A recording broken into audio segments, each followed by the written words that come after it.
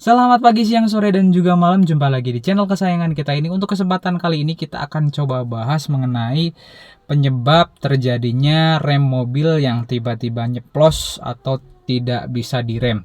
Jadi ini adalah hal yang mengerikan yang bisa terjadi di mana aja, terutama buat teman-teman yang masih pemula pasti akan panik dan juga bingung menghadapi hal-hal yang seperti ini. Ini juga sudah pernah saya alamin di beberapa mobil saya juga. Jadi ini adalah beberapa penyebab terjadinya rem nyeplos atau mobil tidak bisa direm atau rem blong. Jadi dalam sistem pengereman mobil yang kita bahas adalah sistem pengereman mobil yang standar ya, yang menengah ke bawah. Itu ada yang namanya sistem hidrolik di pengereman mobil ini. Jadi sistemnya ketika ada salah satu part yang bocor atau tekanan yang bocor, maka otomatis si rem ini akan berkurang fungsinya, bahkan mungkin akan mengalami malfungsi atau tidak berfungsi. Jadi ini adalah salah satu beberapa pengalaman saya juga yang pernah saya alami. Penyebab dari rem nyeplos ini adalah yang pertama dari seal bagian bawah rem. Jadi ini adalah seal sepele sih, murah, spare partnya mungkin cuma 30-50 ribuan. Cuman ketika seal ini bocor yang bagian bawah, itu otomatis daya hidrolik atau daya tekan si rem itu akan berkurang. Jadi otomatis mobil tidak akan bisa direm. Yang pertama itu. Yang kedua adalah dari jalur pengereman.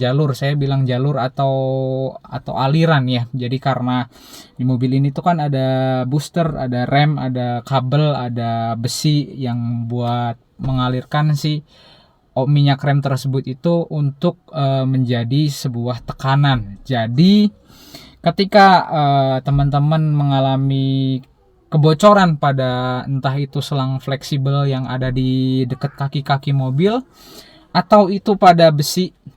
Jadi ada besi juga, jadi pipa besi itu mungkin saya pernah mengalami si pipa besi itu tidak tertahan dengan baik. Jadi si pipa besinya ini patah sehingga otomatis tekanan di dalam sistem pengereman itu akan menghilang. Jadi mobil tidak akan bisa direm. Yang kedua itu. Yang ketiga kemarin baru saya alami di mobil ini, yaitu adalah sentral remnya bermasalah. Nah, di sentral rem ini di depan booster lah kita katakan ya. Jadi sentral rem ini di dalamnya ada seal-sealnya, ada seal kitnya lah ya kita bilang. Ini harganya paling cuma 100 ribu atau 150 ribuan lah ya untuk seal kitnya yang di dalamnya. Nah, kebetulan punya saya itu kemarin yang diganti adalah si sentralnya. Jadi setempat olinya dan juga si sentral yang dapat ke boosternya. Jadi si mobil ini kebetulan mungkin karena ya faktor usia juga ya, si sentral remnya ini udah aus, jadi mau nggak mau harus diganti. Jadi gejalanya dari sentral rem ini, kalau kedua yang kedua tadi yang sudah saya bilang, baik dari selang dan juga seal, itu biasanya remnya akan benar-benar tidak akan ada pengereman, jadi akan ngeblong. Tapi ketika sentral remnya yang kena, itu biasanya gejalanya adalah si rem itu kadang cetek, kadang dalam, kadang nyeplos. Jadi yang kemarin saya alami, yang terakhir saya alamin ini adalah sentral remnya yang bermasalah. Intinya ketika teman-teman mengalami hal tersebut, ya panik pasti panik. Cuman sebisa mungkin jangan panik terlebih dahulu. Karena apa? Karena ketika kita panik, otomatis kita tidak bisa mikir, kita tidak bisa berpikir jernih. Jadi otomatis akan mengorbankan, mungkin akan membahayakan diri teman-teman semua, bahkan mungkin akan membahayakan pengendara lain.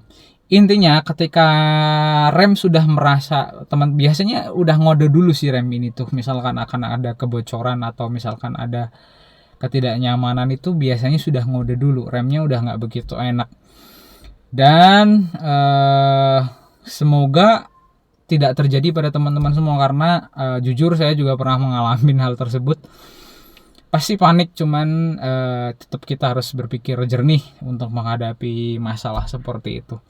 Jadi intinya ketika teman-teman mengalami masalah di rem itu biasanya yang terjadi adalah di 3 tempat yang paling sering atau yang menjadi faktor penyebab utama tidak berfungsinya si rem tersebut. Yang pertama itu adalah dari kebocoran seal, baik dari master depan dari kaliper bawah atau mungkin rem tromol yang belakang itu.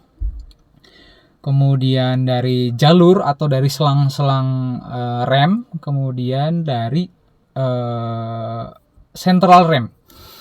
Jadi kesimpulannya itu sih teman-teman semua. Jadi semoga video ini bermanfaat. Jangan lupa like, subscribe, dan share agar kita bahagia. Salam sehat untuk kita semua. Sampai bertemu di video berikutnya.